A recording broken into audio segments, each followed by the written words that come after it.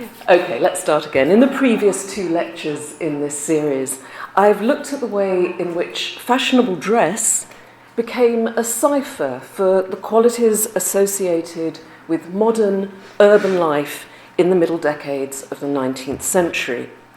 In particular, and those of you who were at the first lecture will remember, I've looked at the habit noir of the bourgeois gentleman and how it made visible subtle signs of class and masculine identity. I described the way in which small adjustments of lapel shape, of trouser length and cut of coat could differentiate the true gentleman from the upstart or poser. In the second lecture last month, I considered the crinoline, the definitive shape of 19th century female dress, and whether it should be seen as a sign of female passivity and enslavement, or a symbol of physical presence and power. But I hope that what's been emerging from the lectures so far is that fashionable dress articulated the wearer's identity in terms of age, of class, and wealth, and that visual artists in this period drew on the language of clothes to create meaning and narrative in their work. In this evening's lecture, I'm going to consider how the language of clothes was also a moral and sexual language.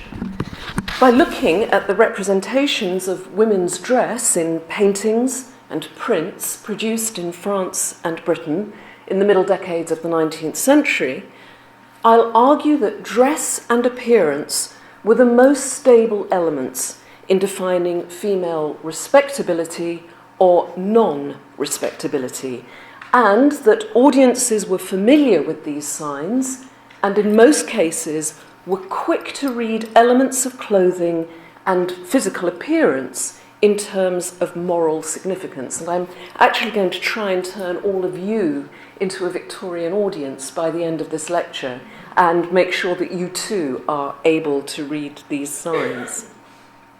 I'd also suggest that the figure of the woman in red, that is the 19th century fallen woman or prostitute, and as we'll see as this lecture proceeds, the fallen woman and the prostitute are not the same thing at all.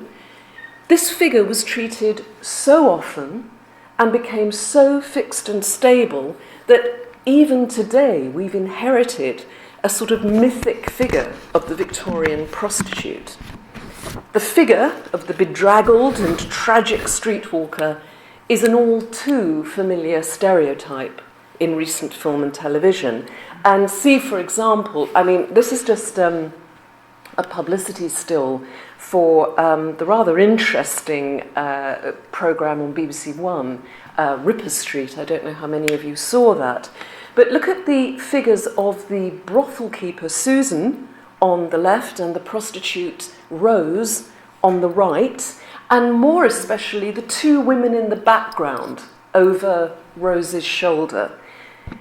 What do we expect when we see these fallen female figures? What tells us that they are not respectable, that they are immoral? Gaudy colours, perhaps. Excess and shabby detail. A bonnet, very possibly, preferably decorated with a feather. Skirts that reveal ankles and boots. But let's leave these details for the moment, for we're going to see them deployed far more effectively and clearly when we look at 19th century images of women in red. The other point to make before we start looking at images of fallen women is that attitudes to and the regulation of prostitution were very different on the two sides of the Channel. In both France and Britain, prostitution was primarily seen as a social problem emanating from the large new cities of the 19th century. But whereas in Paris, prostitution was legally regulated and policed, in London and in other British cities, prostitution was not controlled by the law until the Contagious Diseases Acts were introduced into certain naval and garrison towns in the 1860s. As Holly Clayson describes in her 1991 study, Painted Love, Prostitution in French Art of the Impressionist Era, prostitutes in Paris were regulated by the police from around 1800, when a citywide system was created that controlled the movements and the health of an officially tolerated population of prostitutes. Okay, this is very important. Women were classified as either filles de maison, in other words, the women who worked in officially regulated brothels, or filles en carte, women who worked independently but who had been identified by the police.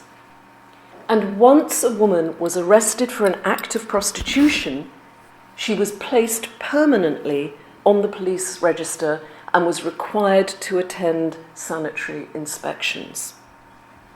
There was little or no sense that a woman might move in and out of prostitution, that she might temporarily turn to prostitution through economic necessity. Once apprehended, she became a permanent name on the police register. As the city grew in the first half of the 19th century, so the number of prostitutes was also seen to have grown, and the issue was increasingly debated. Those who supported regulation advocated more control, increased control of, and particular focus on the clandestine prostitutes, the women who weren't registered. These were the women who really began to trouble social commentators in the first half of the 19th century. The barmaids and shopgirls whose sexual identities were uncertain and who worked the streets beyond the visibility of the system of réglementation. As one French writer on prostitution stated in 1889, and I quote, "Clandestine prostitution is much more dangerous than tolerated prostitution. It is a grave danger to morals through its pernicious influence." Now, this is very important. This, I think, is the greatest fear. The spectre of fallen women brushing shoulders with respectable women on the fashionable streets of the 19th century metropolis and bringing about a sort of moral and sexual contamination. So Parisian regulation was an attempt, and it was a hopeless and patriarchal attempt, it must be said, to separate absolutely and forever the respectable and non-respectable female populations. And as I'll show in this lecture, and in the fourth and final lecture next month, the creation of a visual stereotype of the fallen woman was a different but related attempt to make the distinction between fallen and respectable women emphatic and unambiguous. Uncertainty regarding moral and sexual identities not only threatened order on the city streets, it was also believed to challenge the security and peace of the home, which of course during this period was the absolute mainstay of bourgeois society. Opponents of police regulation of prostitution in France and Britain argued that the system amounted to little more than state sanctioning of immorality. In addition, they said, it legitimized a double standard of morality. Only the women were regulated by the police system. Only they were registered and medically checked. Male sexual desire was accepted as an unavoidable, if regrettable, fact of nature, whereas active female sexuality was immediately defined as deviant and dangerous.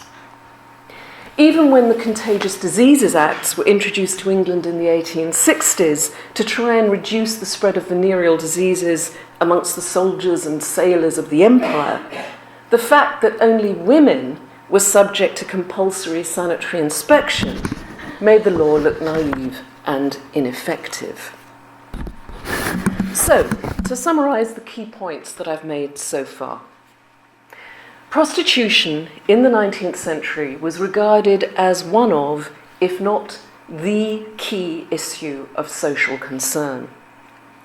As capital cities grew and became symbols of the power and wealth of nations, prostitution was regarded as an impediment in the healthy growth of the nation. As a system, it disobeyed the law of bourgeois morality and economics, and its consequences could spread from the street into the home and from the garrison town to the empire. Little wonder then that the figure of the prostitute fascinated artists and preoccupied legislators and reformers, or that we are still fixated with her today. Now, it was never a simple or straightforward decision to choose the image of the prostitute for a painting intended for public exhibition in this period. On the other hand, it would certainly attract attention from critics and visitors alike, and whether the artist was an academic mainstream painter or identified with the avant-garde, there was never any harm in some well-managed publicity. This is Constantin Guis, two of his watercolours from around 1860. In the first lecture in this series, I discussed Charles Baudelaire's fascination with contemporary fashion, which, along with other writers in this period, he saw as the purest expression of modern life. Fashionable dress was at once a symbol of the fleeting and transitory nature of the contemporary world, and it also expressed its epic and timeless beauty. Baudelaire read the details and minutiae of male dress, and I talked about this in the first lecture. He saw this as the costume of a tragic modern hero. But the true poetry of modern life lay in women's dress, and above all, in the hyper-fashionability of the courtesans and prostitutes of the Second Empire. In his famous essay, The Painter of Modern Life, first published in the Figaro in 1863, Baudelaire praised the work of the graphic artist Constantin Guis, whom he referred to only as Monsieur G, who, he said, had an especially sensitive eye for detail and for the eloquent dress of contemporary women. In a section of the essay subtitled Women and Prostitutes, and that's the coupling that is in his essay, this is what he says, and I'm going to read it out because I think it's very typical of Baudelaire's writing and gives you a sense of its rhetorical power in a way. She advances towards us, glides, dances, or moves about with her burden of petticoats, which play the part at once of pedestal and balancing rod. Her eye flashes out from under her hat like a portrait in its frame. She is the perfect image of the savagery that lurks in the midst of civilization. She has her own sort of beauty, which comes to her from evil always devoid of spirituality, but sometimes tinged with a weariness which imitates true melancholy. She directs her gaze at the horizon like a beast of prey. The same wildness, the same lazy absent-mindedness, and also at times the same fixity of attention. She's a sort of gypsy, wandering on the fringes of regular society, and the triviality of her life, which is one of warfare and cunning, fatally grins through its envelope of show. I wish I had time to do a kind of textual analysis of that paragraph, but you get this sense of the kind of wildness that she represents beneath the show of fashion, the show of civilization. There's something incredibly rudimentary and wild about her. And that's all within this kind of framed portrait of the Second Empire courtesan. The ambivalence of Baudelaire's attitude to the courtesan emerges clearly from his writing. Both repelled and deeply attracted to this savage and unregulated figure of femininity, it is clear that he also identifies his own status as an outsider within mainstream bourgeois society with that of the prostitute. And you do get very often this identification on the part of the avant-garde artist with the figure of the prostitute. You know, they're both outsiders, they're both transgressive, and avant-garde painters in this period rather liked this comparison of their own position with that of the prostitute. Later, Baudelaire describes the various types of what he calls fallen womanhood, of women that he calls are in revolt against society. From the expensive courtesans, you know, the very top of the ladder, down the scale, which he describes, to the women in the lowest stinking brothels. And even at this stage in their downward progress, when they're more or less at the bottom, he sees a peculiar deviant beauty in their appearance and what he describes as eccentric finery. The idea that once embarked on a life of prostitution, remember, once a prostitute, always a prostitute, the prostitute inevitably and inescapably, it seemed, went through a rapid downward spiral until she met a premature and tragic death. And this, what elsewhere I've described as a kind of mythology of the life and death of the prostitute, was repeated over and over again in the 19th century.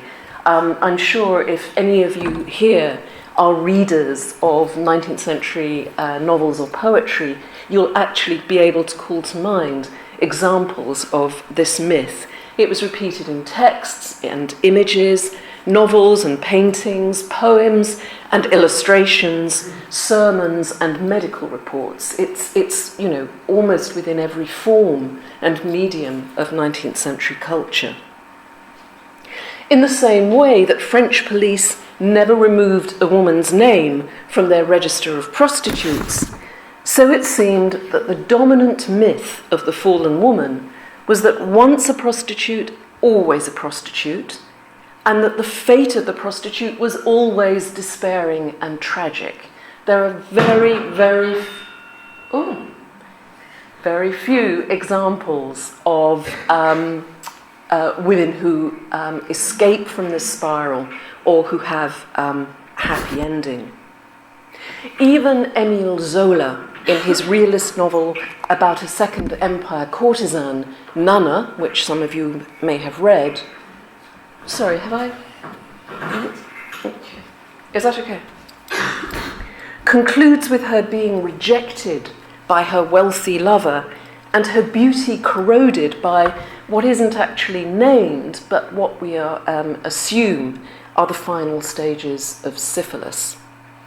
Having described her plump beauty in previous chapters, the novelist relishes the description of her corrupted and abandoned body, which he evokes through the memorable phrase, and some of you will know this, and I quote, "Venus was rotting." Of course, this is not the Nana that we see in Edward Manet's 1877 painting. In fact, the picture draws on the character as she is introduced in Zola's earlier novel, L'Assommoir, a beautiful, vivacious, and reckless working-class girl who turns to prostitution at the end of the novel. Manet depicts Nana in a corset and a petticoat, so in a state of undress that we'll see again in the paintings that we're going to look at this evening. She's putting on her makeup in front of the seated man, so we've already got a very problematic relationship between this man seated just behind her and this semi-dressed woman putting on her cosmetics. And notice, of course, that the figure of this man is cut in half by the right edge of the canvas, and we'll see that kind of truncating of figures again in Manet's paintings. It's a picture full of ornament and surface decoration. From the japoneserie screen in the background to the curvy gilt rococo frame of the sofa, the fragile legs of the mirror stand, and the embroidery on her shoes and stockings. It's a painting about commodities, about things and people that can be bought by the elegant gentleman with his gilt cane and crisp white shirt. Nana is plump and and white, her red lips standing out against her skin as she turns her face towards the viewer. This woman is on show, and she knows that she is on show. The embodiment of Baudelaire's courtesan, if you remember, and I quote, "a perfect image of the savagery that lurks in the midst of civilization." And it's interesting that Baudelaire also had a section in The Painter of Modern Life on cosmetics, and he talks about being fascinated by the black coal around women's eyes and the red lips. Again, these kind of signs of the essential quality of modern femininity. In the same years, Renoir also created the illustrations for an expensive edition of L'Assommoir. In this image, from earlier in the narrative, Nana is shown with friends on the Paris streets, and here her risky sexuality is conveyed through a combination of dress and demeanour. The girls dominate the space of the boulevard, and I suppose in a way it's almost like the argument about the crinoline of women who are taking up space. Here they kind of take up the space of the boulevard. They're expressive and flirtatious, and their appearance is a cipher of their sexual power and, of course, eventual fall. Manet's Masked Ball at the Opera, painted just a few years earlier, around 1873 to 4, also exploits the juxtaposition of partially clothed or partially unclothed women with the formal black and white evening dress of the bourgeois gentleman. And if you look across that composition, it's almost like it's a kind of frieze of these kind of shining black top hats and evening dress, and the women are just punctuating that frieze with their flashes of white and red. It probably won't surprise you that the painting was rejected by the selection jury at the Salon, and the Salon was the mainstream exhibition space in Paris during this time. And I should also mention that Nana was also rejected by the Salon.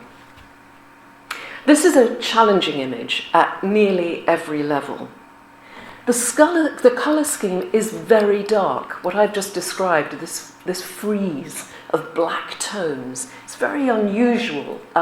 It sort of flouts a lot of academic conventions about colour and composition. There's a very limited range of tones, and the composition itself is incredibly brutal and cuts figures at the edge of the canvas, regardless of their narrative function. So it just simply stops this group at either side. And above all, the subject is sensual and erotic. It depicts a scene of sexual business, of negotiation and commerce, set in the world of contemporary Parisian leisure. Now, the Masked Ball at the Opera was part of the calendar of Parisian social entertainment, and it took place during the winter months until the Carnival of Mardi Gras. The ball had been depicted by other artists in this period, and you can see sort of similar motifs in this painting by Eugène Giraud. Again, it's just called The Ball at the Opera. So you can see, just get the pointer. You can see we've got these figures on the balcony, just with, you can see their legs hanging over the edge, rather bizarre. You can see that there are people in costume, but that the gentlemen are in this rather kind of gorgeous evening dress. But what I want to show you or suggest is the way that Giraud's composition is actually much more contained within the frame of the canvas. You get much less just kind of what looks like quite arbitrary cutting of figures, and so that now we don't have any bodies to attach those legs to. We've just got those plump calves hanging over the edge, and this kind of incredibly sort of truncated figures, in this closely packed, flirting crowd. So what I'm arguing is that it was Manet's treatment, his technique and style, that seemed to strip the subject of its innocence and reduce it, in other words, just to the subject of commerce. Some of the men can be recognised as portraits of men within Manet's circle. The women, though, who are either masked or in costume, are not. They lean. You can see here we get these sort of figures leaning in, here, whispering, touching, leaning towards the men, truncated by the two sides of the canvas. It's almost as if this crowd of sexual innuendo could go on and on beyond the frame of vision. So, it's just a kind of moment, an incident within this tightly packed crowd. It isn't a self-contained composition. Manet's art was frequently one of provocation, with subjects drawn from the darker and more illicit sides of contemporary urban life. But he was by no means the only painter to depict the modern prostitute. Indeed, the subject was one way in which the avant-garde artist could stake a claim to an advanced or vanguard position within the art world. By the end of the century, just at the time of the last independent Impressionist exhibition in 1886, Georges Seurat found a new pictorial language to represent the complex social and sexual identities of modern Paris. And I'm sure you will all be familiar with this painting. In a Sunday afternoon on the island of the Grand Jatte, dated 1884-6, Seurat moves away from the more painterly technique of the Impressionists to what was seen as a method based on the science of optics and chromatics. In an attempt to render late 19th century Parisians as what he described as an updated Panathenaic frieze, Seurat uses fashion to convey the formality and diversity of contemporary leisure. The warmth of the afternoon is shown by the receding areas of yellow-orange sunlight and green-blue shade, and the whole of the foreground, which is reasonably unusual, is cast in a cool shadow. Workers and soldiers mingle with nursemaids and their charges, and the silhouetted figures of the fashionable couple on the right. This couple dominates the canvas. They're surrounded by dots of complementary colours, and if you look very carefully, you can see the way all round their figures they're surrounded by this kind of halo of paint that makes them stand out from their environment. The style of the woman's hat and the size of her bustle date the picture precisely, and the profile figures display both the stiffness and the laxity of this society. This is a cocotte and her lover, who are absurdly walking a little monkey on a lead. The monkey, a conventional pictorial symbol of lechery, identifies the sexual identity of the couple as they perform a certain kind of respectability on this hot summer afternoon on an island in the Seine, a short boat ride from Paris. Now, I want to move from the visual culture of France to that of Britain, and I'm just very quickly going to say something about my terminology. In the 19th century, you see the terms English and British. They're frequently conflated and exchanged, and English is often used in this period to stand for the whole of Britain.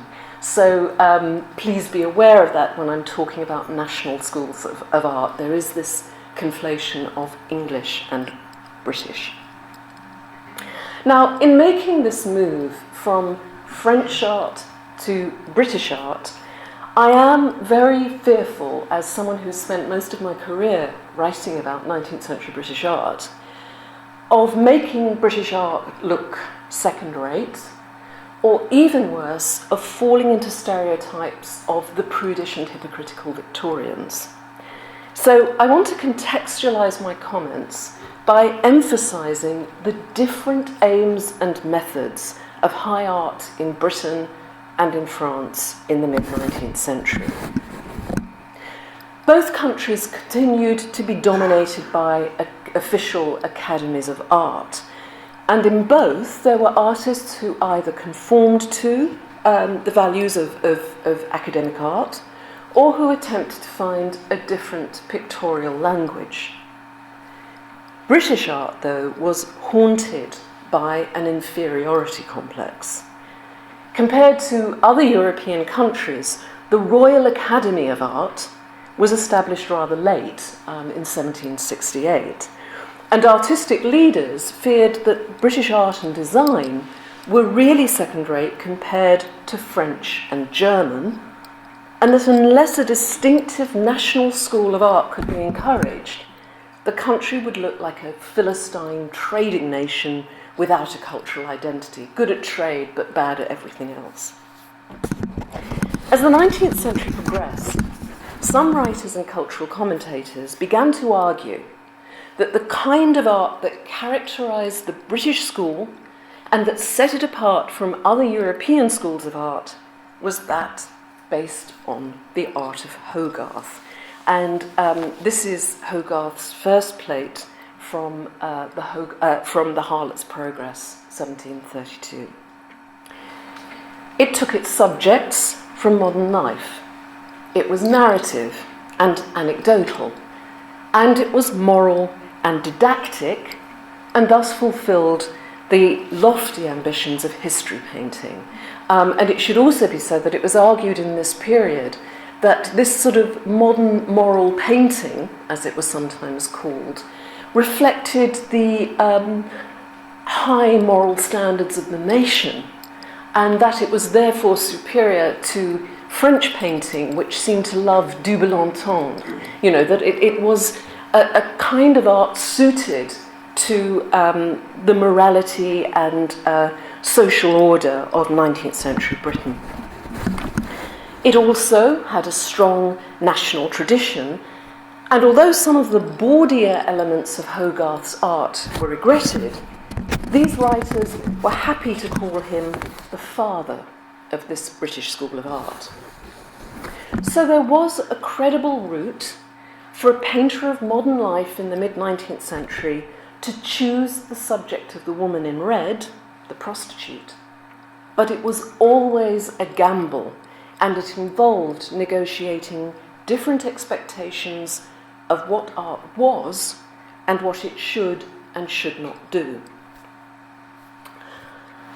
As I discussed at the beginning of this lecture, in Britain there was no legislation regulating prostitution until the very controversial Contagious Diseases Acts were introduced in the 1860s.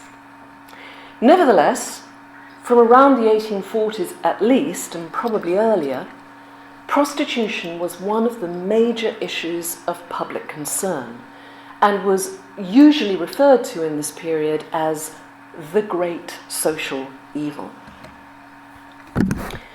John Leech's satirical cartoon, published in Punch in 1857, draws on most of the debates relating to prostitution in this period. Commentators were troubled, above all, by the visibility of prostitutes, the large numbers of women who were believed to be involved, although statistics were incredibly inaccurate. For London alone, they ranged from about 6,000 to 60,000. And for the more religious writers, they gave up on numbers altogether and just said, they are legion. So these huge numbers of women, their association with the city, and with forms of urban disease. So it's visibility, numbers, and their association with the city. So the physical stereotype of the prostitute became focused specifically on the figure of the streetwalker. Leech works these elements in his cartoon. The great social evil shows two rain-drenched streetwalkers in a doorway near the Haymarket, which was an area that was seen to be the absolute epicenter of London prostitution in this period. And of course, at midnight, these are women of the darkest night. They're inappropriately dressed, and the caption plays on the meanings of the word gay. And of course, it refers in this period to happiness, but also to prostitution. It has no connotations of homosexuality in this period. Ah, Fanny, how long have you been gay? Visual representations of the prostitute relied heavily on the construction of a physical stereotype.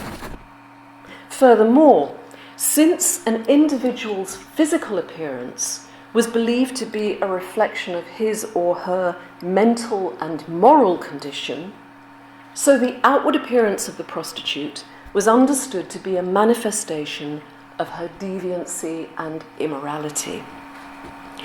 The popular Victorian sciences of phrenology and physiognomy provided a language for this physical classification. So, just to give you one example, in 1847, Charles Dickens refused to admit one woman as an inmate to his reformatory at Urania Cottage on the grounds that, quote, she had a singularly bad head and looked discouragingly secret and moody. This correlation between physical and moral states is one of the most characteristic features of discourses on prostitution in the 19th century.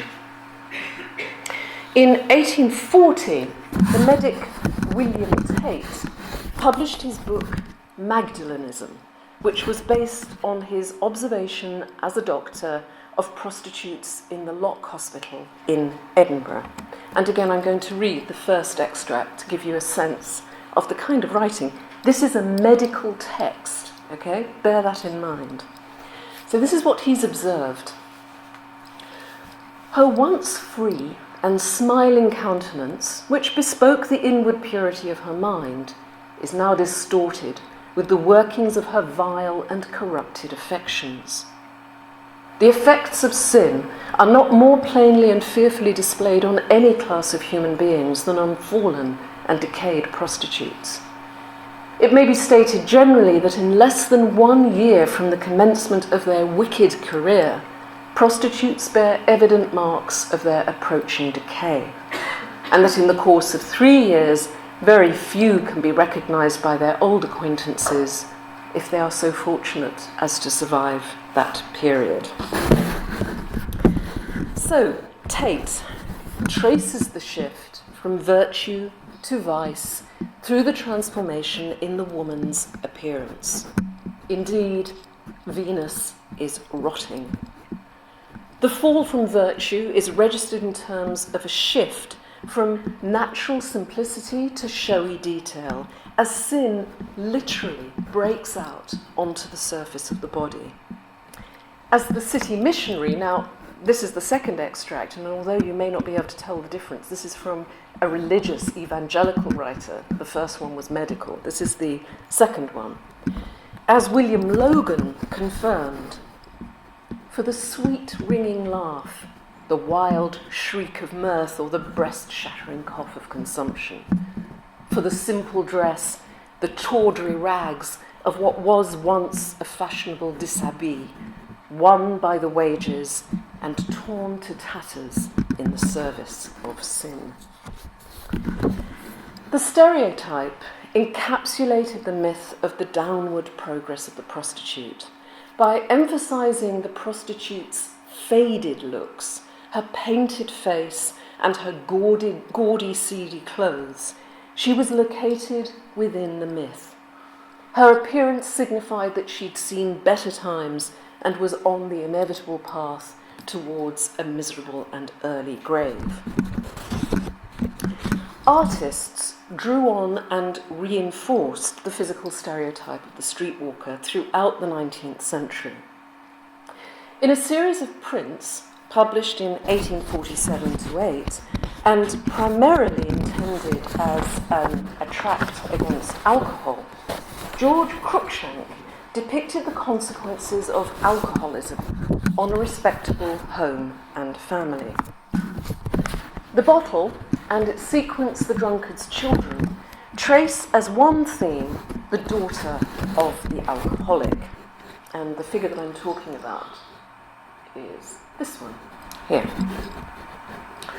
In the first plate of the bottle, the happy family home is shown on the first occasion that the bottle is introduced by the father. And there are all kinds of signs that, this is a happy home, there's a picture of a church. The whole thing is ordered and respectable. But the father is saying, just have one drop. The daughter is securely located within the private sphere. She's practically in the larder, engaged in domestic duties. And her virtue is also signalled through her dress and appearance, which are neat, tidy, and modest. Now, the subsequent plates, there are 8 in the series, trace the collapse of the family home. They have to sell all their belongings, they're on the streets. And finally, the death of the wife, who's murdered by her husband. He hits her on the head with the bottle in a drunken rage. In the final plate, the bottle is seen to have done its work. The father is a lunatic, and the daughter, this figure here, we're told by the caption, and I'm quoting, has turned to vice and to the streets.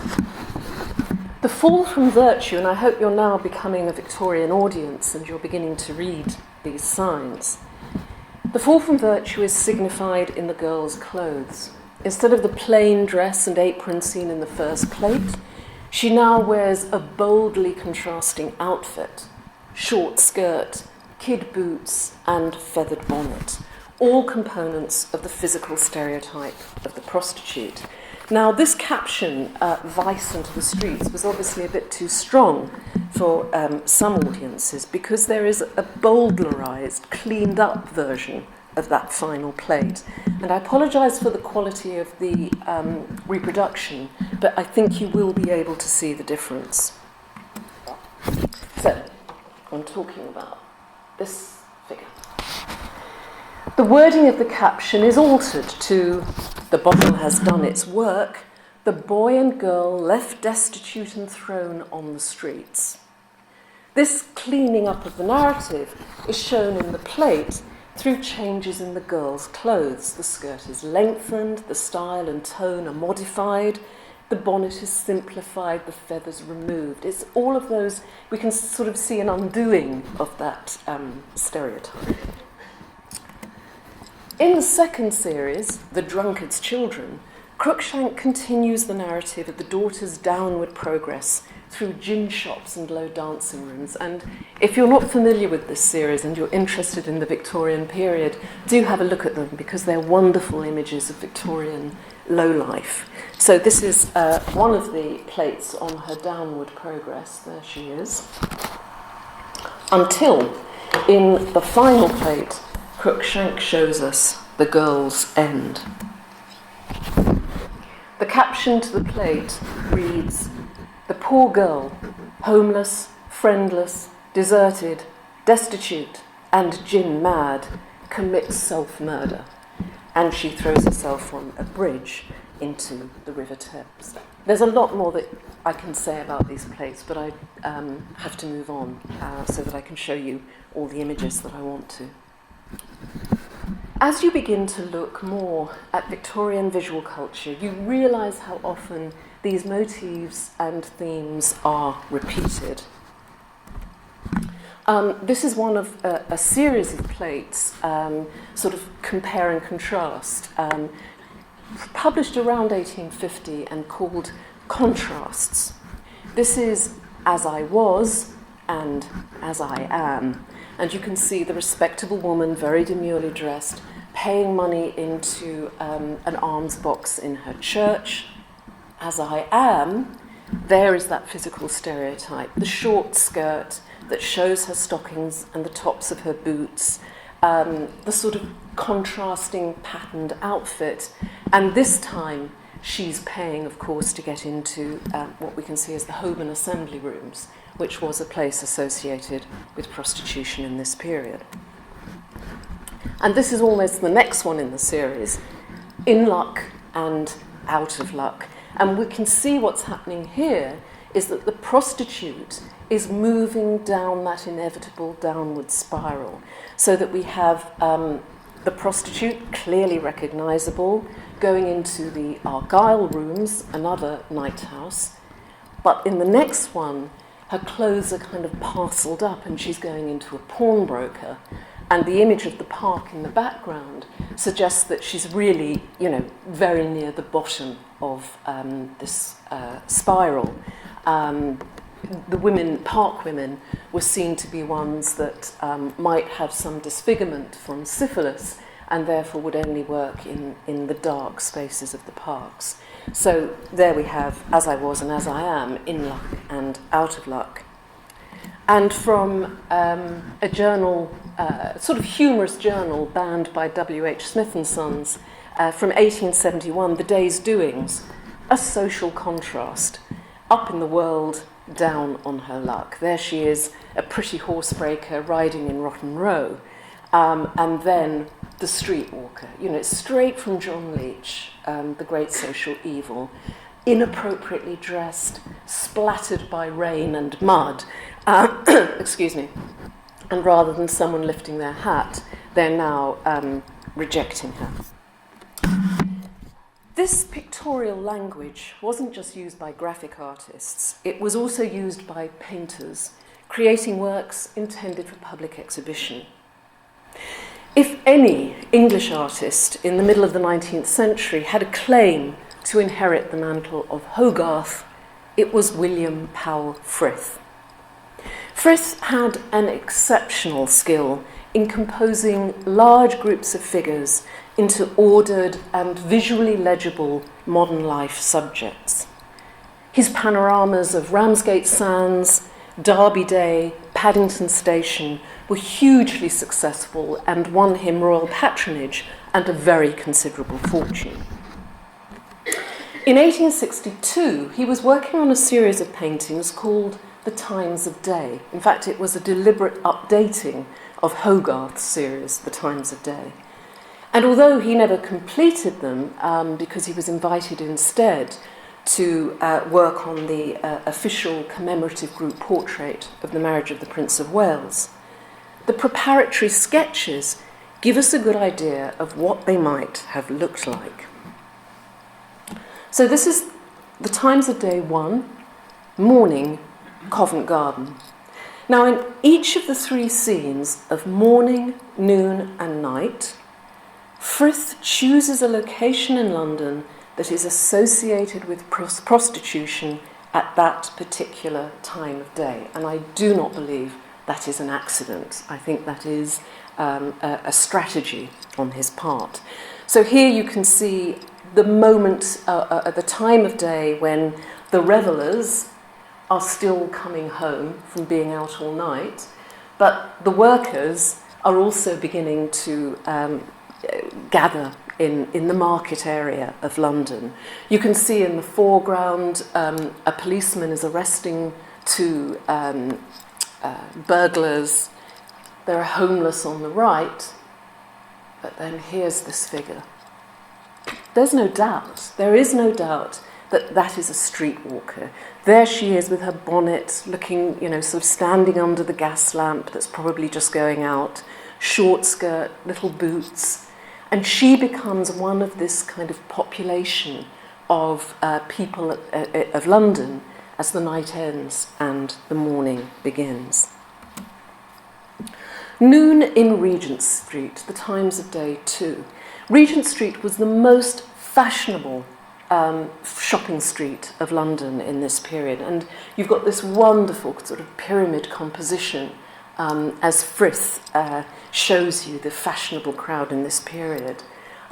We've got the foreigner who's trying to find his way around. We've got the crossing sweeper lifting his hat, or saluting rather, with a rather cheeky grin, these two women. A blind man being helped across the road. But this girl also looks at these two women. Who are they? They're lifting their skirts because the street's so muddy and dirty. They look around them in a really kind of interested way. I would say they're fairly ambiguous characters, actually.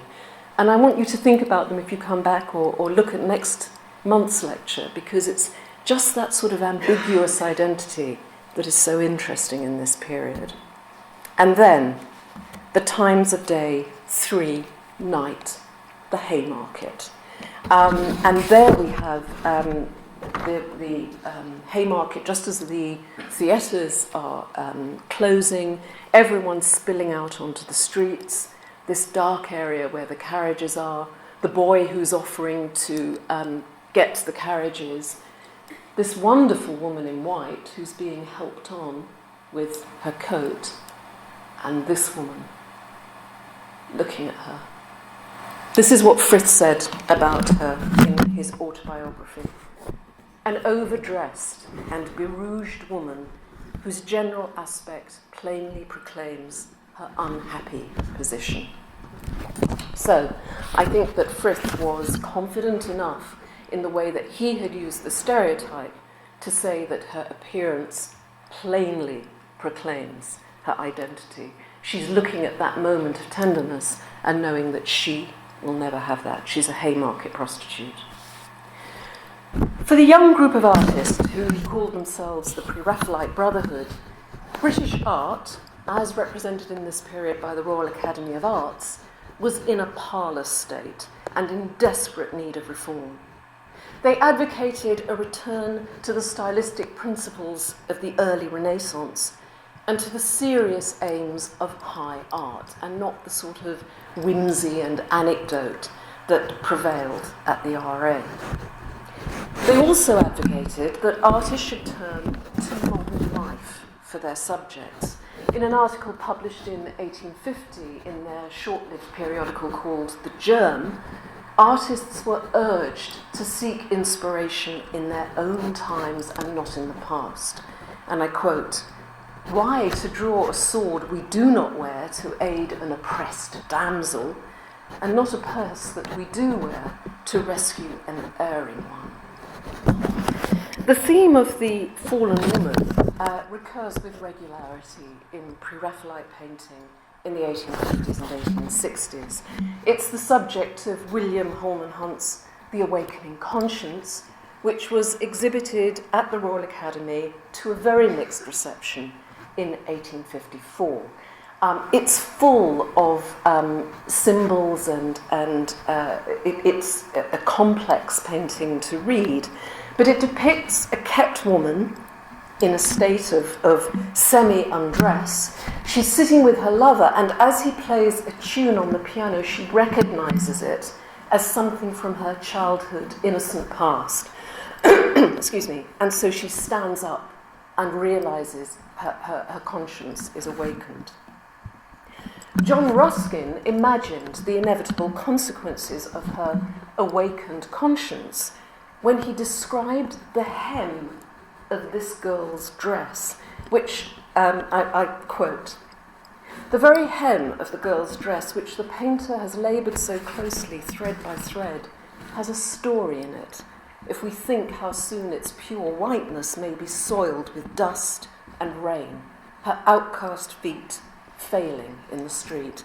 So, having recognised her sexual guilt, this woman seems can't escape her fate. She can't simply return to respectable society, but must inevitably go on that downward progress to death, and maybe salvation through death. Rossetti's painting found, and actually, if you look at this painting, her face actually does have that green hue, was begun in 1854 and left unfinished. It shows the meeting of a country drover with his former sweetheart, who has become a city prostitute. In a letter of 1873, Rossetti stated, and I quote, "The woman should wear something with a pinkish tinge, pretty showy but seedyish."